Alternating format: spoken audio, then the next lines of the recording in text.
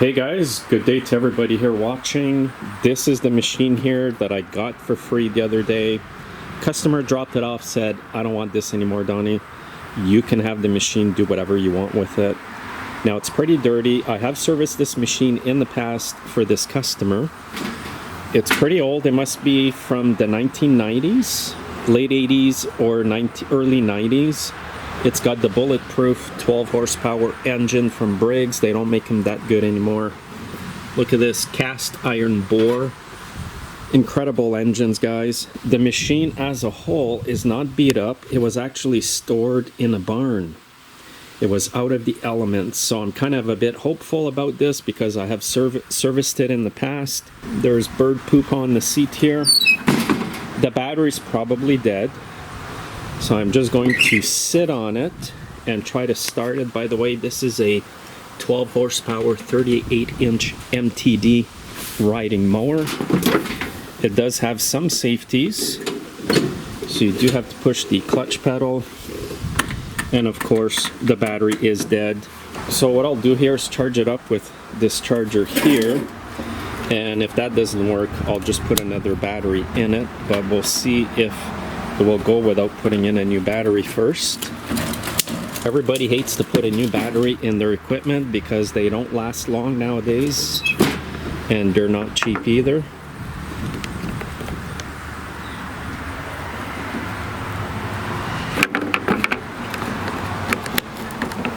So I don't think this machine's been used for a few years. So what I'll do here is charge it at 10 amps for about 15 minutes. And then maybe another 30 to an hour on 2 amps. I'll just start it off a bit higher to get the battery juices going, and hopefully she'll go. In the meantime, I'm going to check the oil. Look at all the spider webs here. Look at that oil, how clean that is. There is a bit more than there should be in there. Probably somebody added too much. I'm not going to replace the spark plug because those RJ19LM spark plugs rarely go bad. Now I am concerned about the fuel. This is pretty old and hopefully the carburetor is not plugged up. If it is, I'll show you how to clean that as well. So I'll come back here in about an hour and we'll see what's going to happen with this machine. Okay, the battery has been on the charge for a while. I just want to see if it will even turn over here. Nothing's going on. So when this happens, what I look for is maybe a burnt fuse. There's usually a fuse on some of these. Sometimes it's back here. This is an older machine, so I'm not as familiar. I don't work on the older ones every single day. And I'm going to check in the hood here for a fuse. Well, look at this. Man, this is what's going on.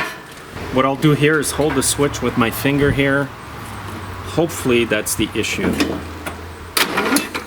Yep. And we've got another problem. The battery is dead. It's bad. It needs to be replaced.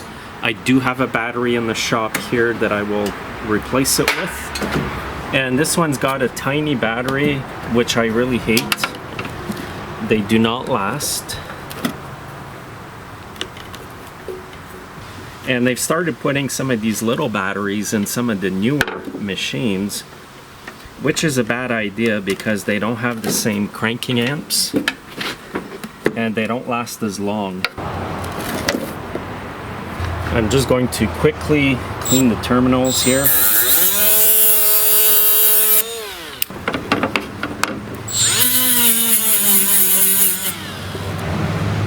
Now the battery that I have here is a lot smaller than the other one, but that's all I got. I don't want to really go and spend money on an old machine that I don't know if it's going to run or not.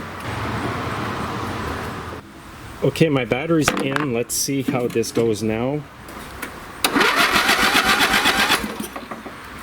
Okay, so I can't even pull the choke cable here. Oh, there we go.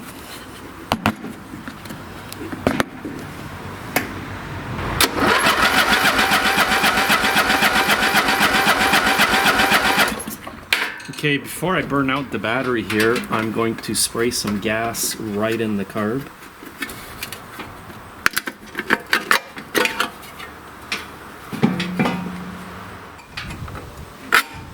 Now this carburetor must be gummed up because I can smell turpentine, so I'm going to spray carb cleaner right in here.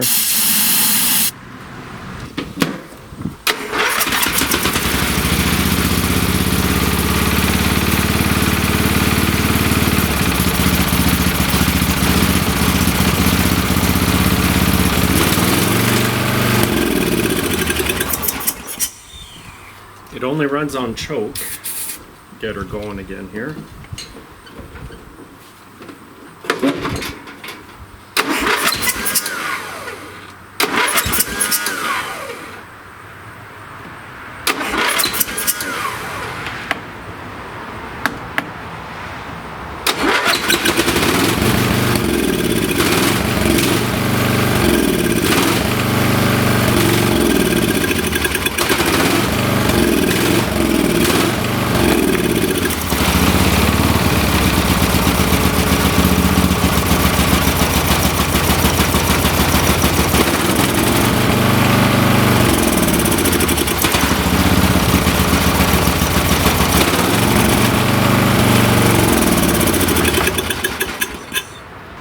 Okay, the good thing here is I know it's going to run. The bad thing is the carburetor's plugged, and I just got to replace the safety switch here, and I think this machine will go. Also the choke cable here, I'll show you. This thing is like super tight. Super tight. It's getting easier. I do have new ones in the shop. I got a lot of those cables. Anyway, what I'm going to do now is basically take the sides off here of the hood because it's kind of hard to reach in there. And I'm going to show you how I'm going to fix that safety switch and clean the carburetor so that this machine runs. And I'll do that right now. So these old hoods here have bolts at the back and screws at the front.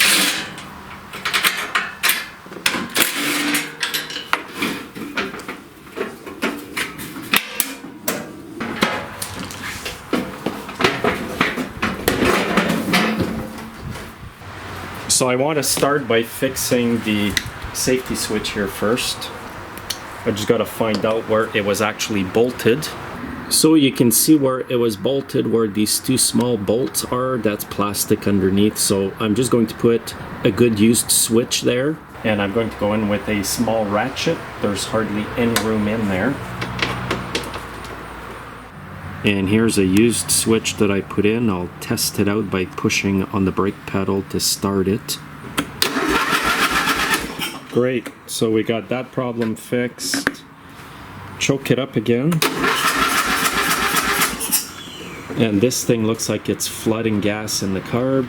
So it looks like I'll have to replace the needle valve and seat. When you think your machine's flooded, throttle wide open, choke off, and just spin it over.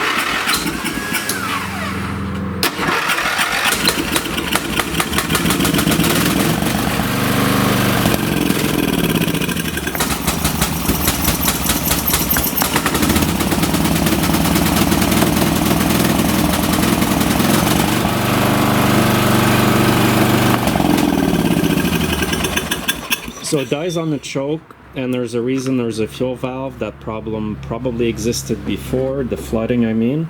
So now I'm just going to take that carb apart and try to clean it to get this machine running. Now this one here has a muffler guard I must remove. I don't see that too often.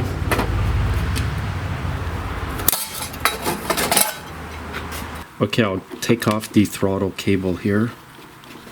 Actually, this is the choke cable, guys. Right here.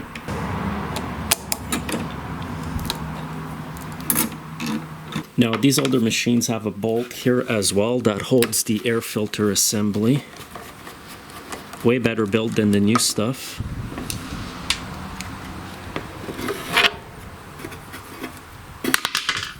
There's a mouse nest in there. I'll air blow that after. Now there's two screws, one here, one there. And another one here.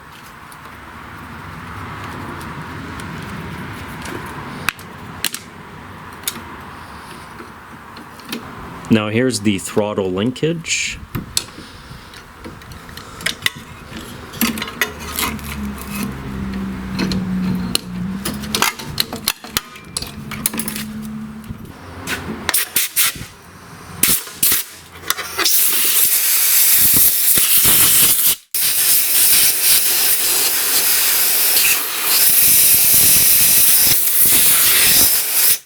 It's not a bad idea to wear a mask when you do this, just because of the mice nest. Okay, let's take this apart here. And it reeks of turpentine. That means some of the gas has gone bad in there. Here's the jet at the bottom. It does need a good cleaning. It has a bit of algae on it.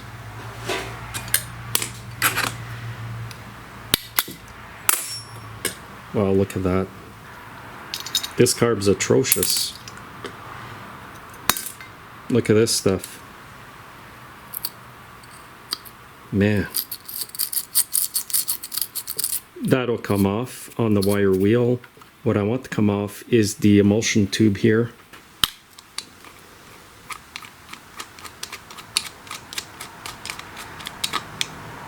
Usually when your machine will just run on choke or not at all, or just stuff sprayed in the carb, it's usually because this tube here that I'm taking out is plugged. So this one I can see through. It's not extremely bad, but there is a small fixed one inside there that probably needs to be replaced. But I'll clean it with some torch tip cleaners. I'm going to clean this on the wire wheel quickly.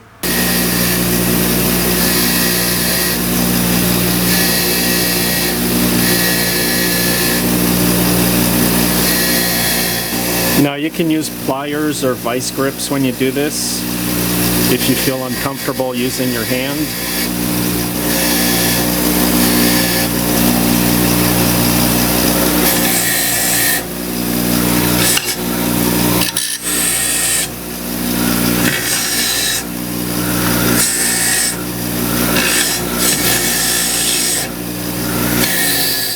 Okay, let's start with this here. I will grab some torch tip cleaners, run them through all the holes here.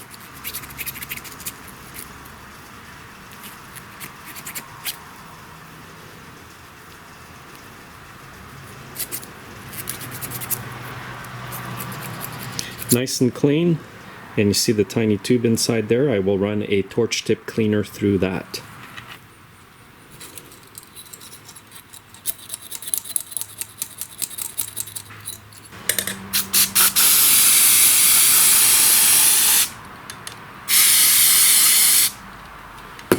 Now the bowl gasket here is made of cardboard. That's why I'm spraying the card cleaner. If it's made of rubber, don't spray card cleaner. It'll make it swell. You'll have to replace it. Now the needle valve here, I don't recommend soaking it in card cleaner. Just kind of wipe it with card cleaner on a rag. I'm not going to replace these parts yet until I know the machine is worth fixing. Once I know it's worth fixing, guys, I'm going to come back and put all new parts in the carburetor, needle valve, seat, etc. Now when you have a float that's this dirty, clean it first of all, but shake it. Now when you shake it, if you don't hear anything or feel anything inside, it means the float is still good. If there's fuel inside the float, you're going to feel it when you shake it and then replace it.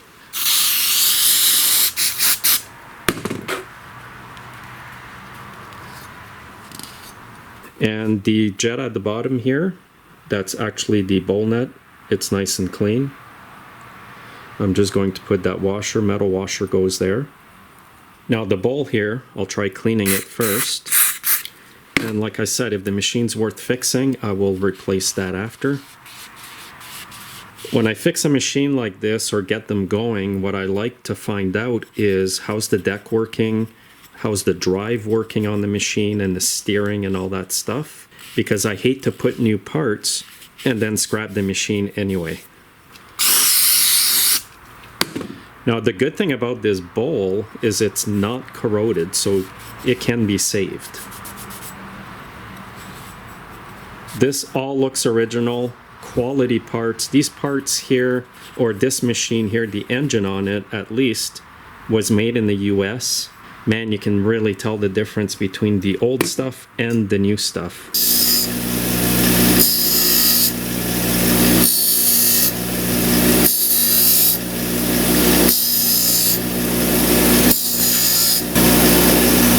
Get the needle valve behind the tab here. This is how you want it. And I'm also draining the fuel in the lawn tractor while I'm doing this. And I can tell you that it really reeks. Okay, let's get that pin in there. And now I've got to get that emulsion tube in. And I'm using gunsmithing screwdrivers to remove and install these jets. They work awesome.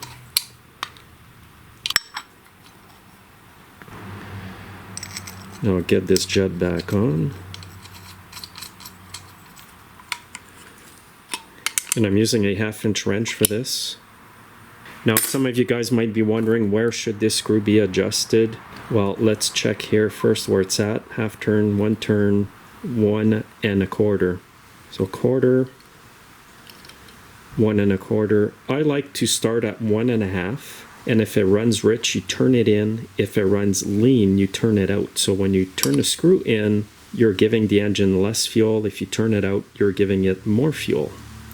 So I'll turn it out another 1/4 turn. This will make the screw turned out at 1.5 turns. And I can just tweak it from there. Okay, first thing to hook back up is the throttle linkage and the spring. The spring is snapped at the end, so I'll just bend it back. This spring hooks in the hole with the throttle linkage. So I think it was in this way.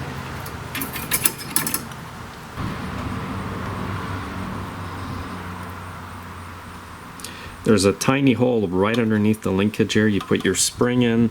That spring doesn't do much. It just kind of helps to hold the linkage in place. But even if it pops out, it won't really matter. Okay, so to put the car back in, I got my 2 screws here. I've got the gasket.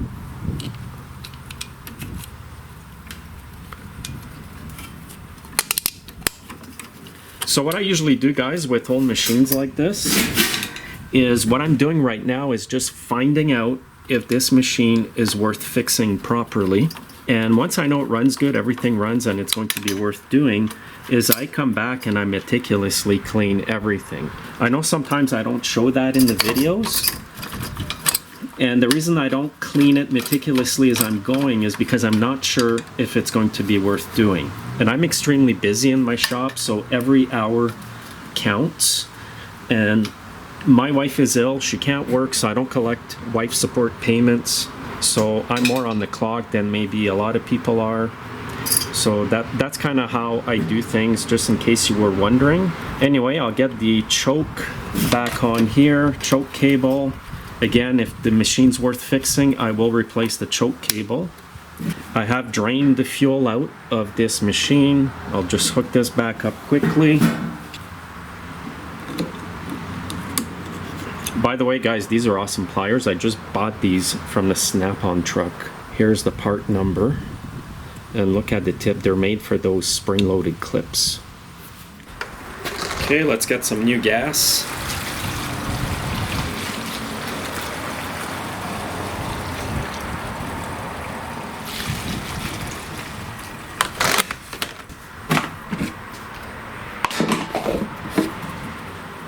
Okay, here's the moment of truth. The fuel valve's on. The choke's getting easier actually to pull. And let's turn it over.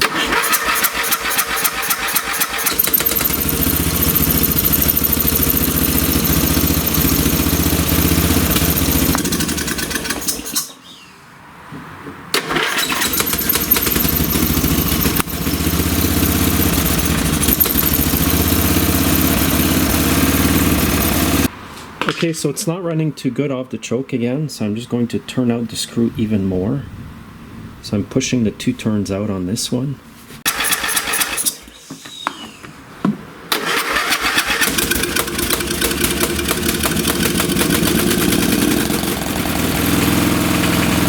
Choke is off.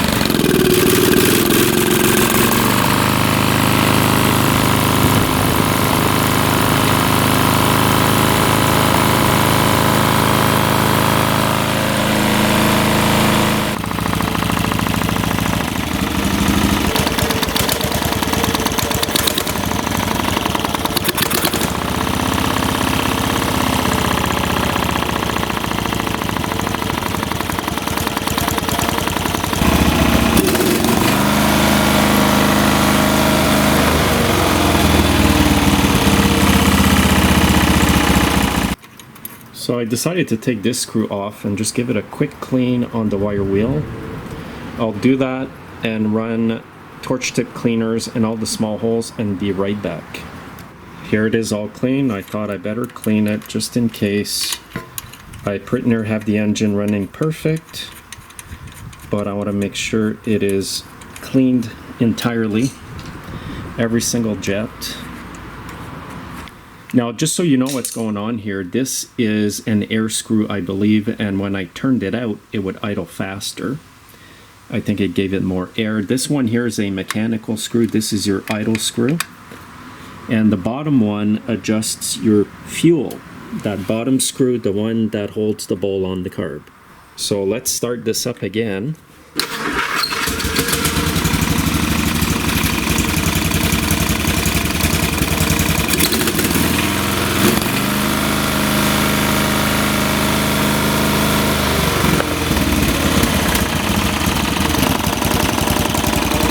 That's good.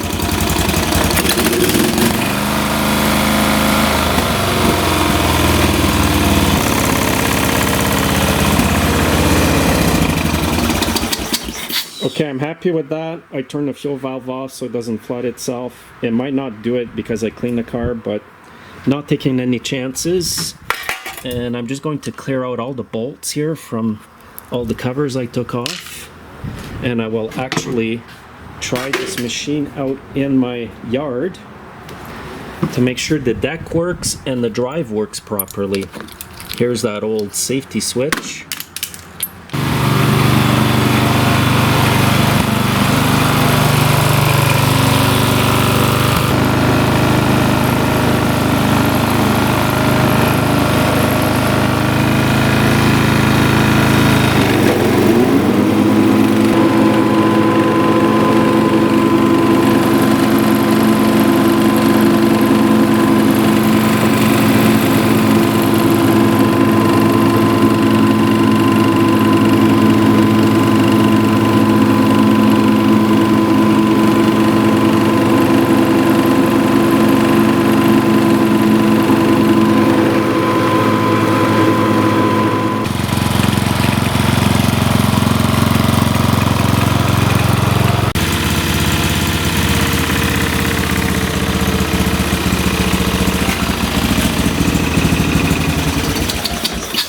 Well, it's worth fixing, guys.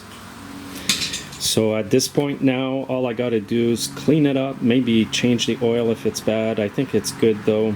And maybe put a new needle valve and seat in the carburetor. Now, in case you noticed here, the engine vibrates when I start it. And it's not because the bolts are loose on the engine. This machine here has a plate under the engine with some rubber buffers. That's why this machine is a lot smoother. So the engine will vibrate a bit, but actually the rubber buffers are picking up that vibration, so you don't feel it as bad when you're using the machine. Man, it's too bad they don't do them like this anymore. There's a lot of oil here on the body of the machine, and I think that is because this seal right here, so you just undo a 5/16 bolt at the top here, you can pop out the dipstick tube and replace this rubber O-ring at the bottom. And if you have an engine like this and you have a leak, that's the part you need to replace. It's very easy to do and it'll stop your leaks. Or you can pop the tube off, put a bit of RTV silicone, make sure all the parts are clean first before you do that though. This will wrap up the video. This was a free machine. It wasn't too bad. A battery may cost money, but I had a used one in my shop that's good. And you're going to run into some kind of snag if you pick up something for free on the side of the road. There's usually something to fix. The deck works awesome on the machine. The drive works awesome. So definitely this machine, I'm going to fix it all up. So thanks again for watching, guys. I hope you enjoyed the video with this real life repair. This is what actually happens in the shop here when I get stuff for free, or even when I do repairs. Make sure to hit the like button, guys, and subscribe. Have a great day.